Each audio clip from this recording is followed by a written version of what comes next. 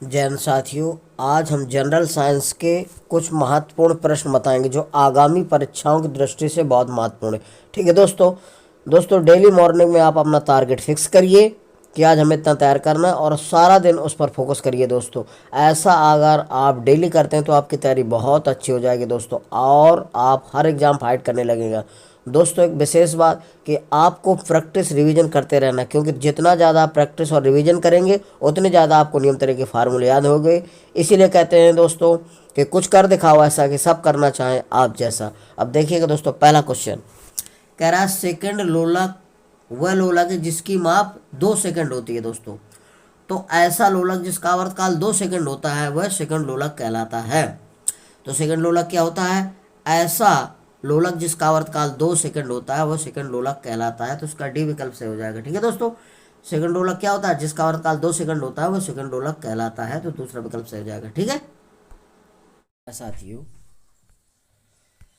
अगला है निम्नलिखित में से किस विकिरण में सबसे कम तरंग दैर्घ्य होता है? तो दोस्तों सबसे तरंग दैर्घ्य किसकी होती है? तो गामा किरणों की होती है, ध्यान रखना, क्योंकि गामा किरणों की वेदन क्षमता सबसे अधिक होती है, ध्यान रखना। अल्फा किरणों की वेदन क्षमता कम, फिर उससे ज़्यादा गामा की, बीटा की, फिर गामा की सबसे ज़्यादा। अल्फा किरणों की वेदन क्षमता कम, फिर उससे ज़्यादा बीटा की, सबसे ज़्यादा होती है गामा किरणों की। तो वेदन क्षमता सबसे अधिक होती है गामा किरणों की, तो इसकी तरंग दैर्घ्य सबसे कम हो जाएगी। ठीक है दोस्तों, ध्यान रखिएगा। अब देखिए, गामा किरणें अत्यंत लघु तरंग दैर्घ्य परिसर की वैद्युत चुंबकीय तरंगें हैं जिनकी तरंग दैर्घ्य 10⁻⁻10 मीटर से लेकर 10⁻⁻14 मीटर के बीच होती है। इन किरणों में ऊर्जा की अत्यधिक मात्रा संचित रहती है जिसके कारण की वेदन क्षमता अत्यधिक होती है, ध्यान रखना। अगर पूछा जाता है कि वेदन क्षमता सबसे ज़्यादा किसकी होती है तो गामा किरणों की, ध्यान रखना, और सबसे कम होती है अल्फा किरणों की। अगर आयनीकरण क्षमता पूछता है सबसे ज़्यादा किसकी है तो अल्फा किरणों की होती है, ठीक है, और गामा की सबसे कम होती है, ध्यान रखिएगा। ठीक है साथियों, अगला है जब किसी तालाब के शांत जल में पत्थर फेंका जाता है तो तालाब के यानी कि तालाब में जल के पृष्ठ पर उड़ने वाली तरंगें कैसी होती हैं? दोस्तों जब कोई तालाब में पानी भरा है, अगर उसमें पत्थर फेंकते हैं तो उसमें क्या होता है, जब पानी में पत्थर गिरता है तो उसमें विक्षोभ उत्पन्न होता है, तो उससे अंदर और अनप्रस्थ दोनों प्रकार की तरंगें उठती हैं, लहरें। ठीक है दोस्तों, तो जब किसी तालाब पर पत्थर फेंका जाता है तो उससे एक विक्षोभ उत्पन्न होता है, और विक्षोभ में अनुदैर्घ्य और अनुप्रस्थ दोनों प्रकार की तरंगें उत्पन्न होती हैं, ध्यान रखना। जल के पृष्ठ पर होने वाली तरंगें कैसी होती हैं? अनुदैर्घ्य और अनुप्रस्थ दोनों, ध्यान रखना। तो सी विकल्प सही हो जाएगा। ठीक है दोस्तों, अगला है निम्नलिखित में से कौन सी तरंगें ध्रुवित नहीं की जा सकती? दोस्तों वायु में ध्वनि तरंगें ध्रुवित की जा सकते हैं, एक धागे पर अनुतरंग ध्रुवित की जा सकते हैं, एक धागे पर अनुप्रस्थ तरंगें भी ध्रुवित की जा सकती हैं, लेकिन प्रकाश तरंगों को ध्रुव नहीं होता, ध्यान रखना। प्रकाश तरंगें ध्रुवित नहीं हो सकती हैं, प्रकाश तरंगों का ध्रुवण नहीं होता। तो क्योंकि प्रकाश प्रकाश तरंगें विद्युत चुम्बकीय प्रकृति की तरंगें होती हैं।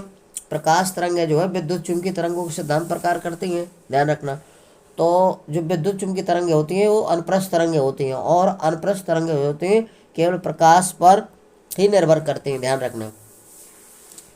तो कौन सी तरंगें ध्रुवित नहीं की जा सकती? प्रकाश तरंगें ध्रुवित नहीं की जा सकती। इसका चौथा विकल्प सही हो जाएगा, यानी डी। ठीक है साथियों, अगला है मोटर कारों में हेडलाइट की चकाचौंध को हटाने के लिए यानी कि चकाचौंध से बचने के लिए किसका प्रयोग किया जाता है? तो दोस्तों ध्यान रखना, पोलराइड प्रयुक्त किए जाते हैं। मोटर गाड़ियों में जो हेडलाइट लगी होती है उसमें पोलराइड लगा दिया जाता है। तो पोलराइड लगाने के कारण प्रकाश का ध्रुवण नहीं होता, तो जिससे चकाचौंध होने से बच जाता है, और चकाचौंध से बचेगा तो दुर्घटना नहीं होगी, ध्यान रखना। जब चकाचौंध हो जाता है तो दुर्घटनाएं हो जाती हैं, गाड़ी आपस में टकरा जाती हैं, ध्यान रखना। मोटर कारों में हेडलाइट की चकाचौंध से बचने के लिए किसका प्रयोग किए जाते हैं? तो ध्यान रखना, पोलराइड लगे उसमें दर्पण प्रयोग किए जाते हैं, ध्यान रखना। तो उसमें पोलराइड लगा दिए जाते हैं जिसके कारण चकाचौंध नहीं होता। तो मोटर कारों में हेडलाइट की चकाचौंध को हटाने के लिए क्या प्रयोग किया जाता है? पोलराइड लगे प्रयुक्त किए जाते हैं, क्योंकि पोलराइड जो लगा दिया जाता है तो प्रकाश का ध्रुवण नहीं होता, और ध्रुवण नहीं होता तो चकाचौंध से बच जाते हैं। ठीक है साथियों, ध्यान रखिएगा। अगला है कैमरा में प्रतिबिंब की तीक्ष्णता निम्न में से कौन तय करता है? तो दोस्तों ध्यान रखना, कैमरा में प्रतिबिंब की तीक्ष्णता उसके आकार पर निर्भर करती है, यानी कि द्वारक जो होता है द्वारक पर निर्भर करती है। तो कैमरा में प्रतिबिंब की तीक्ष्णता में से कौन तय करता है? तो द्वारक। इसको एपर्चर बोला जाता है, ध्यान रखना। ठीक है दोस्तों। तो कैमरा में प्रतिबिंब की तीक्ष्णता में कौन तय करता है? तो द्वारक होता है। तो कैमरा में प्रतिबिंब की तीक्ष्णता उसके आकार पर निर्भर करती है, इसी को एपर्चर बोला जाता है। ठीक है, पहला विकल्प सही हो जाएगा।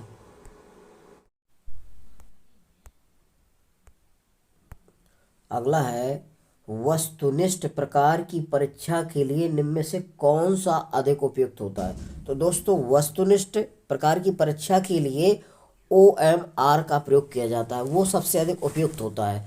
तो दोस्तों, ये पहला हो जाएगा optical mark reading and recognition. ध्यान रखना, optical mark reading and recognition, ये इसी को बोलते हैं शॉर्ट में OMR।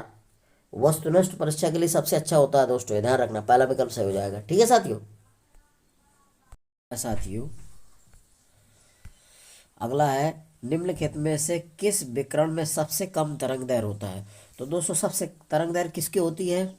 तो गामा किरणों की होती है, ध्यान रखना, क्योंकि गामा किरणों की वेदन क्षमता सबसे अधिक होती है, ध्यान रखना। अल्फा किरणों की वेदन क्षमता कम, फिर उससे ज़्यादा गामा की, बीटा की, फिर गामा की सबसे ज़्यादा। अल्फा किरणों की वेदन क्षमता कम, फिर उससे ज़्यादा बीटा की, सबसे ज़्यादा होती है गामा किरणों की। तो वेदन क्षमता सबसे अधिक होती है गामा किरणों की, तो इसकी तरंग दैर्घ्य सबसे कम हो जाएगी। ठीक है दोस्तों, ध्यान रखिएगा। अब देखिए, गामा किरणें अत्यंत लघु तरंग दैर्घ्य परिसर की वैद्युत चुंबकीय तरंगें हैं, जिनकी तरंग दैर्घ्य 10⁻−10 मीटर से लेकर 10⁻14 मीटर के बीच होती है। इन किरणों में ऊर्जा की अत्यधिक मात्रा संचित रहती है, जिसके कारण की वेदन क्षमता अत्यधिक होती है, ध्यान रखना। अगर पूछा जाता है कि वेदन क्षमता सबसे ज़्यादा किसकी होती है, तो गामा किरणों की, ध्यान रखना, और सबसे कम होती है अल्फा किरणों की। अगर आयनीकरण क्षमता पूछता है सबसे ज़्यादा किसकी है, तो अल्फा किरणों की होती है, ठीक है, और गामा की सबसे कम होती है, ध्यान रखिएगा। ठीक है साथियों। अब कुछ पैमाने हैं दोस्तों, ठीक है। हाइग्रोमीटर वायुमंडलीय जलवाष्प को मापता है। हाइग्रोमीटर का काम क्या होता है? वायुमंडल का जलवाष्प मापना, ठीक, ध्यान रखना। हाइग्रोमीटर किसके काम आता है? वायुमंडल का जलवाष्प मापने के। लैक्टोमीटर दूध की शुद्धता मापने के काम आता है। लैक्टोमीटर क्या आता है? दूध की शुद्धता मापने के काम आता है। एनोमीटर एनीमोमीटर वायु की गति को मापता है। एनीमोमीटर क्या करता है? वायु की गति को मापने वाला यंत्र होता है, उपकरण, ध्यान रखना। सेस्मोग्राफ क्या है? तो भूकंप की तीव्रता को मापता है। सेस्मोग्राफ किसको मापता है? भूकंप की तीव्रता को मापता है। ठीक है दोस्तों। अगला है, बगदाद, मैसूल, किरकुक तथा बसरा में कौन सा इराकी शहर टिग्रिस नदी के किनारे बसा हुआ है? तो दोस्तों, ये बगदाद, मैसूल, कहाँ बसा है? मैसूल, बगदाद, मैसूल। अगला है, भूतापी ऊर्जा का अधिकतम उपयोग कहाँ होता है? तो आइसलैंड में होता है, ध्यान रखना। भूतापी ऊर्जा का अधिकतम उपयोग कहाँ होता है? आइसलैंड में। ठीक है साथियों। अगला है, ब्यूफर्ट स्केल पैमाना से क्या मापा जाता है? तो हवा की गति मापी जाती है, ध्यान रखना। ब्यूफर्ट स्केल पैमाने से क्या मापा जाता है? हवा की गति को मापा जाता है। ठीक है साथियों। अगला है, ध्वनि तरंगों की गूंज के लिए कौन सा कारण जिम्मेदार होता है? तो ध्वनि तरंगों के लिए दोस्तों, जो गूंज आवाज होती है ध्वनि की, वो परावर्तन के कारण होता है। ठीक है दोस्तों। जैसे कोई ध्वनि आती है तो किसी से टकराकर वापस लौटती है, तो वो हमको सुनाई देती है, तो ऐसा परावर्तन के कारण होता है। ध्वनि तरंगों की गूंज के लिए कौन सा कारण जिम्मेदार होता है? तो परावर्तन। अगला है, रेडियो पराबैंगनी औरक तथा पराश्रम में कौन सी तरंगों को ध्रुवित नहीं किया जा सकता? दोस्तों, रेडियो तरंगे, पराबैंगनी तरंगे, औरक तथा पराश्रम में कौन सी तरंगों को ध्रुवित नहीं किया जा सकता? तो पराश्रम तरंगों को ध्रुवित नहीं किया जा सकता, ध्यान रखिएगा। वैसे किनको? पराश्रम तरंगों को ध्रुवित नहीं किया जा सकता। बाकी रेडियो तरंगे, पराबैंगनी, औरक, इनको ध्रुवित किया जा सकता है। ठीक है दोस्तों, क्योंकि ध्रुवित करने के लिए प्रकाश का होना जरूरी है। ठीक है दोस्तों। तो पराश्रम तरंगों को ध्रुवित नहीं किया जा सकता। अगला है, संगीत में सुर की कोटि किस पर निर्भर करती है? तो मौजूदा हार्मोनिक सन्नाट पर निर्भर करती है, ध्यान रखना।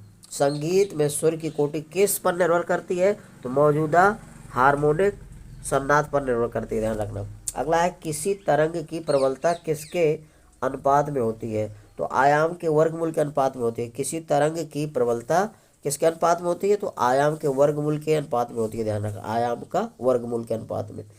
अगला है सेक्सटेंट उपकरण का प्रयोग किस में होता है? तो नौ संचालन की ऊंचाई मापने में किया जाता है, ध्यान रखना, नौ संचालन में इसका प्रयोग होता है उपकरण का, सेक्सटेंट का उपयोग नौ संचालन। ठीक है दोस्तों। अगला आवाज की माप का मात्रक, यानी कि आवाज को कैसे मापते हैं? तो ध्वनि की तीव्रता को डेसिबल से मापा जाता है, डेसिबल से, ध्यान रखना, आवाज की माप का मात्रक क्या होता है? डेसिबल। इसको ध्वनि की तीव्रता बोला जाता है, तो डेसिबल से मापा जाता है। आवाज की माप का मात्रक क्या हो गया? डेसिबल। अगला है एनीमोमीटर में क्या मापा जाता है? तो हवा की गति मापा जाता है। एनीमोमीटर से क्या मापा जाता है? हवा की गति, हवा की गति। अगला है वातावरण का वह स्वर से जो इलेक्ट्रॉन और धनात्मक आयन, सॉरी, वातावरण का वह स्तर जो इलेक्ट्रॉन और धनात्मक आयन के कुछ अंशों के मिश्रण से बना है, क्या कहलाता है? तो आयनोस्फीयर कहलाता है, ध्यान रखना। वातावरण का वह स्तर जो इलेक्ट्रॉन्स और धनात्मक आयन के कुछ अंशों के मिश्रण से बना होता है, क्या कहलाता है? तो आयनोस्फीयर कहलाता है। ठीक है दोस्तों। यदि दोस्तों मेरा वीडियो आपको अच्छा लग रहा है तो मेरे वीडियो को लाइक और सब्सक्राइब अवश्य करिए। जय हिंद।